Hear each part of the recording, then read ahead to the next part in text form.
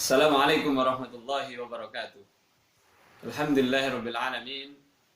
Puji syukur kehadirat Allah Subhanahu wa taala yang senantiasa berikan kepada kita semua berbagai macam kenikmatan, baik berupa kesehatan maupun kenikmatan iman, kenikmatan Islam dan kenikmatan-kenikmatan yang lainnya. Apa kabar anak-anak semuanya? Bisa doakan semoga anak-anak sehat selalu dan tetap ceria serta bersemangat. Ya, semangat dalam menjalankan hari-hari yang mungkin penuh dengan kebosanan. Anak-anakku semuanya, hari ini bisa berbahagia, bisa bertemu kalian kembali untuk belajar bersama. Ya, hari ini kita akan belajar bersama tentang adab atau etika sopan santun dalam mencari ilmu. Mencari ilmu dalam Islam sangat dianjurkan sekali. Bahkan perintahnya Nabi, mencari ilmu itu wajib bagi semua orang Islam. Rasulullah SAW bersabda, "Thalabul ilmi faridatun ala kulli muslimin." Bahwa mencari ilmu itu wajib bagi orang Islam, baik laki-laki maupun perempuan. Oleh karena itu, kalau kita mendengar perintah Rasul, kita harus semangat. Bahwa kita mencari ilmu itu salah satunya adalah untuk mengikuti anjuran Nabi Muhammad SAW. Bahkan Nabi Muhammad juga menyampaikan bahwa mencari ilmu itu mulai dari kita kecil, dari lahir sampai kita nanti sampai meninggal. Tentu cari ilmu dalam makna yang berbeda ya. Ya, artinya apa? Artinya bahwa kita itu hidup atau belajar. Kalau dalam bahasa Inggrisnya namanya long life education. Bahwa seumur hidup kita gunakan untuk belajar. Bahkan Rasulullah juga menyampaikan bahwa mencari ilmu itu tidak terbatas hanya di Indonesia saja. Nah, ini kalau kalian besok besar kuliah mau di luar negeri, ya silahkan. Jadi ketika Nabi Muhammad pada zaman itu sudah menyampaikan utlubul ilma walau bisin. Carilah ilmu meskipun kau sampai ke negeri Cina. Wah, pada zaman itu dari Madinah ke negeri Cina sangat jauh sekali. Bayangkan. Ya. Karena kendaraannya hanya onta. Ya. Kalau zaman sekarang kendaraannya gampang, cepat. Cina hanya berapa jam. Artinya dua hal itu bahwa menandakan bahwa dalam Islam itu yang namanya mencari ilmu itu tidak ada batasnya dan kapanpun, dari mulai lahir sampai mati. Paling tidak ada beberapa adab yang akan bisa sampaikan pada kesempatan kali ini. Pertama adalah adab sebagai seorang mencari ilmu itu adalah ikhlas. Nah, ini harus ikhlas anak-anak. Kalau kalian belajar ke sekolah, berangkat ke sekolah harus ikhlas. Jangan malas-malasan, terpaksa. Waduh, jangan. Ya. Yang pertama ikhlas. Ikhlas itu artinya kita relakan kedatangan kita ini untuk kepentingan kita. Niatkan untuk mencari ilmu. Ya. Ketika kalian sudah dapat ilmu, kalian bisa berbuat banyak hal. Dan coba kalian ingat ketika kalian mau belajar. Ada seorang yang mengatakan, Imam Syafi'i itu ya, bahwa bila kamu tidak kuat menahan lelahnya belajar, maka kamu harus kuat menanggung pedihnya, perihnya kebodohan. Wah. Nah, oleh karena itu, ketika kamu mau berangkat sekolah, pastikan kamu memang niat ikhlas datang ke sekolah untuk mencari ilmu. Kemudian sebelum berangkat kamu minta doakan, "Mah, doain aku ya, semoga nanti di sekolah aku dapat ilmu yang bermanfaat." Wah, pasti orang tuamu sangat bangga. Dan yang terakhir, kamu bersalaman dengan orang tuamu. Assalamualaikum, berangkat. Dan sampai di sekolah, bersalaman dengan gurunya. Insya Allah, ketika kamu senang, menyenangkan orang tuamu, menyenangkan gurumu, maka kemungkinan besar apa yang kamu cari, apa yang kamu dapatkan akan lebih mudah. Yang kedua adalah adab mencari ilmu, yaitu bersungguh-sungguh atau tidak kenal menyerah.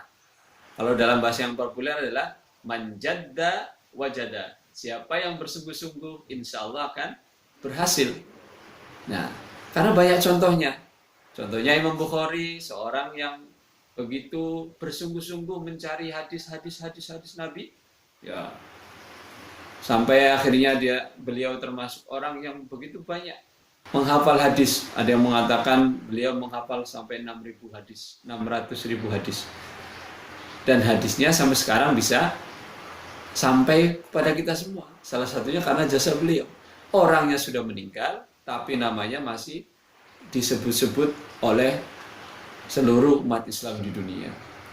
Kita juga belajar dari misalnya Thomas Alva Edison, ketika dia melakukan percobaan pertama gagal, kedua, ketiga, keempat, dan seterusnya sampai berhasil. Kenapa?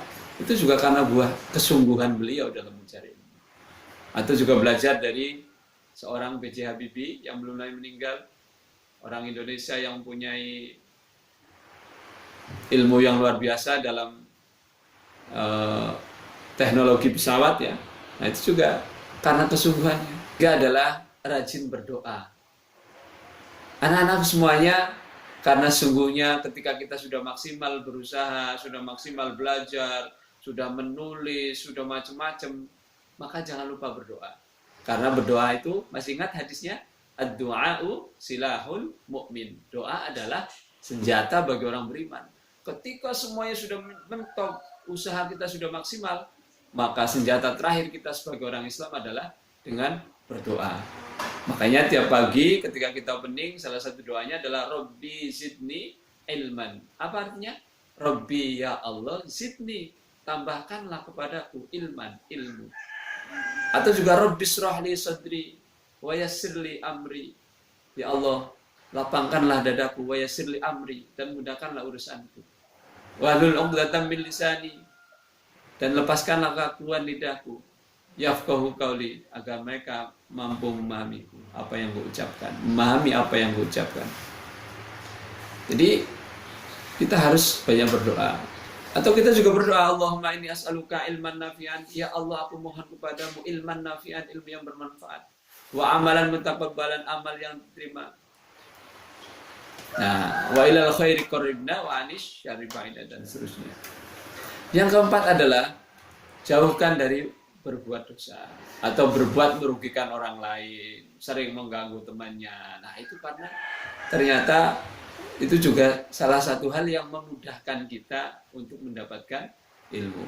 Dalam doa pagi ketika kita opening, salah satunya adalah yang tadi sudah kita sebutkan, kelanjutannya adalah wa ilal khairi qarribna wa anish syarri ba'idna. Ya Allah, wa ilal khairi, dan kepada kebaikan, qarribna, dekatkanlah, wa anish syarri, dan dari kejahatan, kejelekan, ba'idna, jauhkanlah. Jadi itu adalah doa yang bagus. Setiap pagi kita mohon kepada Allah untuk selalu didekatkan kepada kebaikan. Setiap pagi kita mohon kepada Allah agar dijauhkan dari kejelekan atau perbuatan dosa. Yang kelima adalah menghormati guru.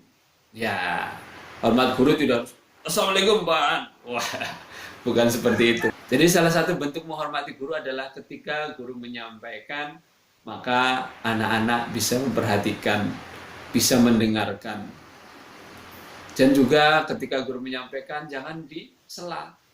Ketika misalnya menjelaskan, wah, jadi selesaikan dulu yang dijelaskan oleh guru-guru kalian, baru kalian bertanya ketika ada yang butuh untuk ditanyakan. Yang berikutnya adalah salah satu bentuk menghormati guru adalah dengan melaksanakan tugasnya. Nah, jadi kalau dikasih PR, jangan lupa dikerjakan, ya. Karena dengan demikian, insya Allah guru itu akan senang, ya.